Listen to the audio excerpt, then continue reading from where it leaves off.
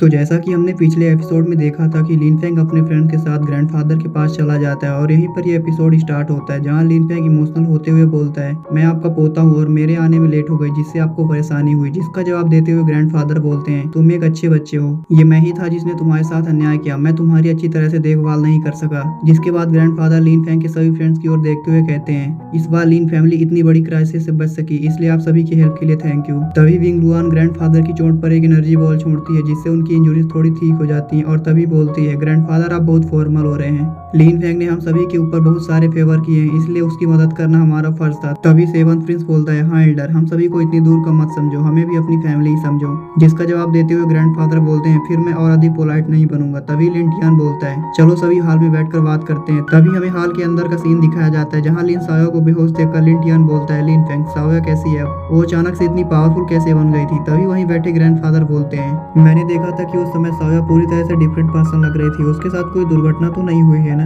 जिसका जवाब देते हुए लिन फेंग बोलता है, साया के साथ कुछ गलत नहीं हुआ है, उसने बस अपने अंदर की छिपी हुई दूसरी आत्मा को जगा दिया है। तभी लिन टियान बोलता है, तो क्या इसका मतलब साया सच में किसी ग्रेट बीइंग की रीइंकार्नेशन है। जिसका जवाब देते हुए लिन फेंग बोलता है, अभी करंट सिचुएशन को देखते हुए ऐसा ही लगता है। तभी परेशान होते हुए लिन टियान लिन फेंग से पूछता है, तो क्या दूसरी सोल को अवेक करने के बाद वो फिर भी साया ही रहेगी। जिसका जवाब देते हुए लिन फेंग बोलता है, ये इस बात पर निर्भर करता है कि साया की सोल दूसरी सोल को सप्रेस कर सकती है और डोमिनेंस को बनाए रख सकती है या नहीं। जिसे सुनकर ग्रैंडफादर बोलते हैं, तो इसका मतलब ये हुआ कि वो कम्प्लीटली दूसरी पर्सन बन जाएगी। जिसके जवाब में लिन फेंग हाँ बोलता है। तभी ग्रैंडफादर लिन फेंग से पूछते हैं, तो फिर हमें क्या करना चाहिए, और आगे बोलते हैं, तुम्हारे फादर ने तुम दोनों भाई बहन को ख्याल रखने के लिए मुझे सौंप दिया था। यदि वो एक दिन सेफली लौट आते हैं और पाते हैं कि साया एक अजनबी बन गई है, तो मैं उन्हें ये सब कैसे समझाऊंगा। तभी ये सुनकर लिन फेंग अपने ग्रैंडफादर से पूछता है, ग्रैंडफादर क्या आपको लगता है कि मेरे फादर अभी भी जीवित होंगे। जिसे सुनकर सेवंथ प्रिंस सोचता है, लिन चांगसेन सच में एक ग्रेट पर्सन है, यदि वो अभी भी जीवित है तो किस लेवल तक पहुंच गया होगा। तभी ग्रैंडफादर अपनी आंखें खोलते हुए कहते हैं, मैं फील कर सकता हूँ कि वो अभी भी जीवित हैं। तभी लिन फेंग खुश होते हुए कहता है, यदि फादर अभी भी जीवित हैं तो मुझे उन्हें ढूंढना होगा। तभी ग्रैंडफादर लिन फेंग से बोलते हैं, यदि तुम हेवनली रियलम में जाना चाहते हो तो तुम्हें सबसे पहले थंडर गॉड पैलेस को ज्वाइन करने के लिए क्वालिफाई होना होगा। तभी लिन फेंग अपने मन में सोचता है, उस समय मेरे फादर 3 स्टेट के बैटल में अपने आप को एक टैलेंटेड पर्सन साबित किया था, जिससे उन्हें थंडर गॉड पैलेस में ज्वाइन करने का मौका मिला, लेकिन किसी कारण से मेरे फादर को थंडर गॉड पैलेस से बाहर निकाल दिया गया।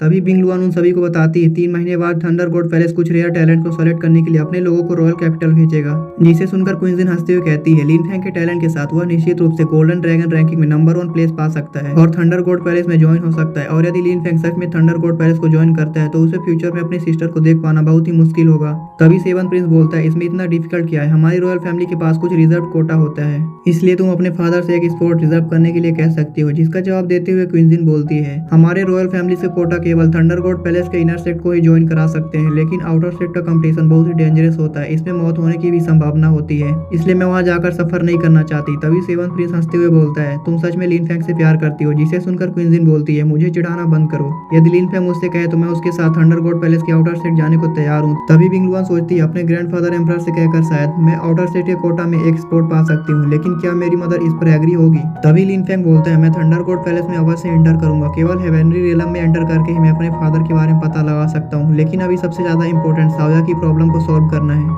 उसकी करंट सिचुएशन बहुत ही खतरनाक है। जिसे सुनकर लिन टियान बोलता है, क्या साया सच में बहुत इंजर्ड है। जिसे सुनकर लिन फेंग बोलता है, साया की सोल घायल हो गई है, इसलिए ये मेडिसिन से ठीक हो जाएगी, लेकिन मुसीबत की बात यह है कि जब साया की सेकंड सोल ने केवल थोड़ी सी मात्रा में एनर्जी बाहर रिलीज की थी तो इसकी सोल पावर ने पहले ही हेवनली ट्रिब्यूलेशन को भड़का दिया था, जिसकी वजह से साया ने लगभग अपनी जान गंवा बैठी थी। यदि उसकी सेकंड सोल पूरी तरह से जाग गई तो हेवनली ट्रिब्यूलेशन की पावर दोगुनी हो जाएगी, उस वक्त साया की मौत निश्चित है। तभी ग्रैंडफादर बोलते हैं, पिछली बार की हेवनली ट्रिब्यूलेशन ऑलरेडी बहुत पावरफुल थी और यदि और भी स्ट्रॉन्ग हो जाती है तो मुझे डर है कि कोई भी ऑर्डिनरी पर्सन इसका सामना नहीं कर सकेगा। और आगे बोलते हैं, दुर्भाग्यवश ग्रैंडफादर वह सेलेस्टियल मार्शल रियलम में है और इन सब के सामने वो हेल्पलेस हैं। तभी प्रिंसेस विंग लुआन पूछती है, साया की सेकंड सोल हेवनली ट्रिब्यूलेशन को क्यों ट्रिगर करेगी। जिसका जवाब देते हुए लिन फेंग बोलता है, साया की सेकंड सोल के पास उसकी प्रीवियस लाइफ की यादें हैं जो कि हेवन और अर्थ को मंजूर नहीं है, इसलिए जब ये एक बार हेवनली डाव के द्वारा डिटेक्ट की जाती है तो उस पर्सन को हेवनली पनिशमेंट का सामना करना पड़ता है।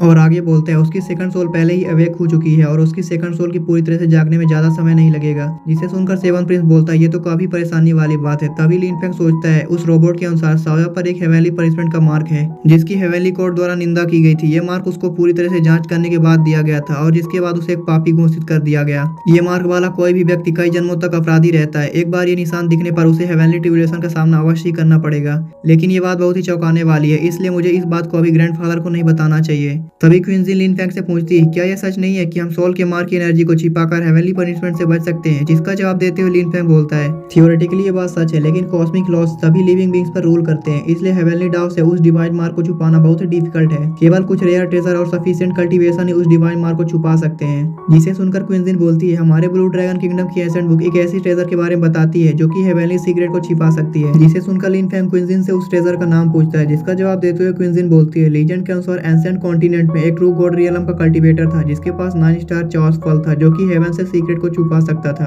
तभी प्रिंसेस बिंगलुआन बताती है कि वो डिवाइन ड्रैगन एंशिएंट बैटलफील्ड में दुश्मनों से लड़ते हुए मारा गया, जिससे वहीं पर वो 9 स्टार चार्ज फल भी गुम गया।